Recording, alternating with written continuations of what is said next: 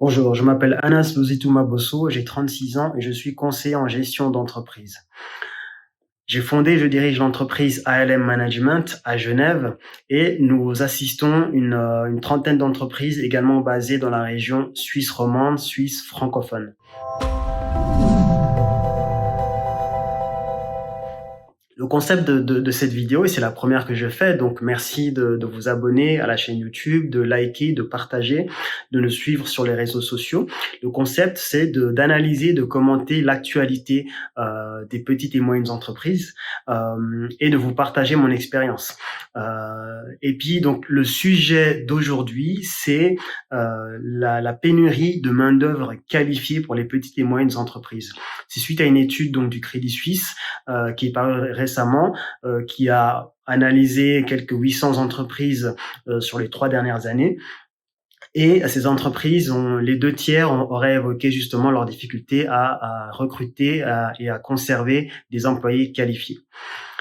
Alors, parmi les raisons évoquées dans cette étude, il y a notamment la difficulté pour ces entreprises de proposer du travail flexible à leurs employés, contrairement à de grandes entreprises, notamment le télétravail qui a été généralisé durant la crise Covid et qui est devenu du coup un acquis pour la plupart des employés, mais que seules les grandes entreprises sont en réalité en mesure d'offrir.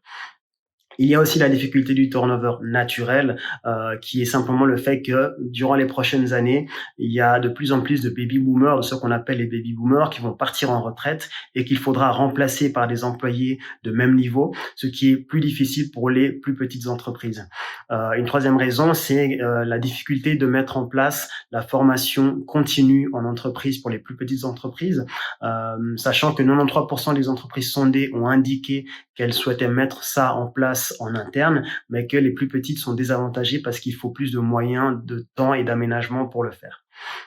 Ça, c'est un petit peu un résumé bref de l'article. Mon commentaire et mon analyse de l'article, il est que c'est avant tout une étude qui est statistique et quantitative et peut-être moins qualitative. Dans le sens où en lisant cet article, j'ai un petit peu de peine à me reconnaître et également je doute un petit peu de la représentativité de cette étude. Pourquoi? Parce que en regardant également, que ce soit dans ma clientèle ou dans mon entourage, c'était pas vraiment les réalités que je vois, notamment sur le plan économique et social. Par exemple, sur le plan économique, la plupart des petites entreprises sondées auraient indiqué que l'aspect financier n'était pas le critère le plus important dans leur difficulté justement de trouver de la main-d'œuvre qualifiée. Ce qui est étonnant, bien sûr, parce que on sort de 2 années Covid, les caisses sont vides, les RHT, en fait, les RHT ont été interrompus. Les RHT, donc, c'est le chômage technique. Durant la crise Covid, la plupart des employés étaient justement à 80% au niveau salaire grâce à ces mesures RHT et que ces mesures vont être interrompues. Donc la plupart des employés doivent passer maintenant à un salaire à 100%, en tenant notamment compte du fait que pour certaines entreprises qui n'ont pas nécessairement de proches ou de familles qui peuvent les financer ou leur prêter de l'argent, ou une banque qui peut les financer, sans aide étatique également, il sera très difficile d'opérer une relance économique et donc d'être concurrentiel sur le marché du recrutement et de conserver des talents, des employés qui sont qualifiés. Donc ça, c'est l'aspect économique et qui me fait douter un petit peu de l'échantillon sélectionné par le Crédit Suisse. Une autre inégalité qu'on peut relever c'est sur le plan social. Donc l'étude fait état justement de ce problème de notoriété que peuvent avoir les petites entreprises par rapport aux plus grandes. Je voulais juste analyser un petit peu ça parce que prenons exemple, par exemple, pour le cas des employés, des candidats eux-mêmes, ils ont effectivement beaucoup de candidats ou d'employés qualifiés ont une perception des petites entreprises qui est négative.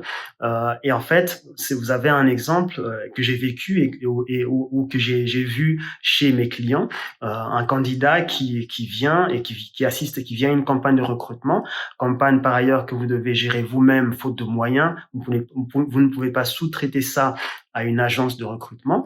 Donc ce candidat est intéressant. il montre de l'intérêt quant à l'entreprise ou au poste. Il peut même vous relancer après le premier entretien pour montrer son intérêt, etc. Mais à la fin, vous lui faites une offre et il décide de décliner parce qu'il a reçu une meilleure offre d'une plus grande entreprise qui lui offre des meilleures garanties financières.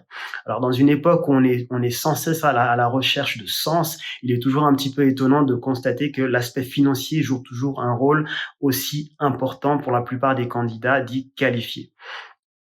Alors, ce problème social, il est également chez les entrepreneurs eux-mêmes. Il faut savoir que les entrepreneurs, on souffre déjà, et même les plus célèbres ont ça, de ce qu'on appelle le syndrome de l'imposteur. Alors, c'est un problème au niveau, enfin, c'est un grand problème justement dans des situations où on va être en concurrence face à d'autres, et notamment face à des grandes entreprises. Donc, de toute façon, il y a déjà un déficit de ressenti par rapport aux grandes entreprises. Et en fait, je dirais, et là je m'adressais peut-être aux candidats dits qualifiés que peut-être je serai amené à croiser lors d'une prochaine campagne de recrutement. C'est important de vraiment se dire que la petite entreprise a un avantage concurrentiel, selon moi, par rapport aux plus grandes. Exemple, de travailler notamment pour une entreprise plus petite, avec un chef d'entreprise qui est plus jeune, c'est l'occasion d'avoir de travailler avec un employeur qui aura beaucoup moins de certitude sur tout et avec lequel vous aurez davantage de possibilités d'avoir un débat d'idées.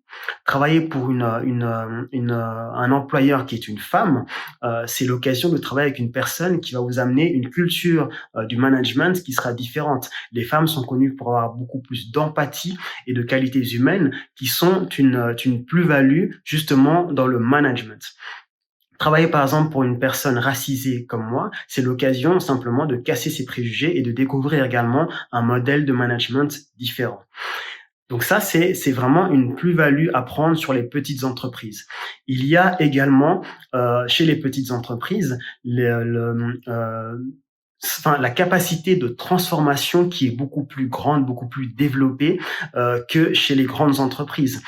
Par exemple, et ça c'est quelque chose que j'ai expérimenté, une transformation par exemple sur le plan technologique, sur le plan le fait d'adopter un nouveau logiciel, on a souvent eu en fait à changer parce qu'on cherche toujours les meilleurs outils de gestion des tâches, de digitalisation des documents, etc., de comptabilité, de facturation, que ce soit pour nous-mêmes ou pour nos clients qui sont la plupart justement de jeunes entreprises. Il faut savoir que 50% de ma clientèle a moins de 40 ans.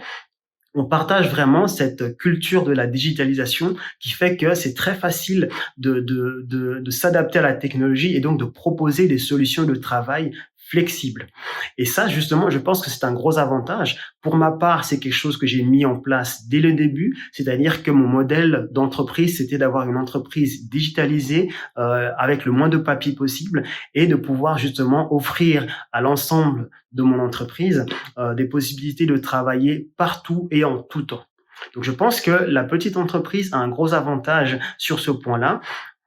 Notamment, l'étude a parlé de l'aspect technologique en disant justement que c'était plus difficile pour les petites entreprises justement de proposer des solutions technologiques, enfin des solutions de travail flexibles. Et je pense que ça, en tout cas dans ma réalité, ce n'est pas le cas. Et dans la réalité de la plupart, je dirais, des jeunes entreprises et souvent des petites entreprises, c'est également une réalité qui, à mon sens, peut être démentie.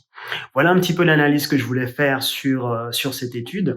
Un commentaire que je ferai également, c'est par rapport il y a une solution qui a été évoquée justement dans l'étude du Crédit Suisse pour faire face à cette pénurie de main-d'œuvre qualifiée, c'est justement de recourir à la main-d'œuvre étrangère au-delà même de l'Europe. Alors, c'est intéressant, c'est un sujet qui est encore en étude apparemment et qui fera l'objet de toute façon de nombreux débats sur le plan politique. Mais personnellement, étant directement concerné, sachant que 50% de mon personnel se trouve en Afrique, j'aurai un grand plaisir à partager, à commenter cette actualité avec vous s'il est amené justement dans l'actualité. Merci de votre écoute, merci de votre attention. N'hésitez pas à liker, à partager et à nous suivre sur les réseaux sociaux et je vous dis à bientôt pour une prochaine vidéo.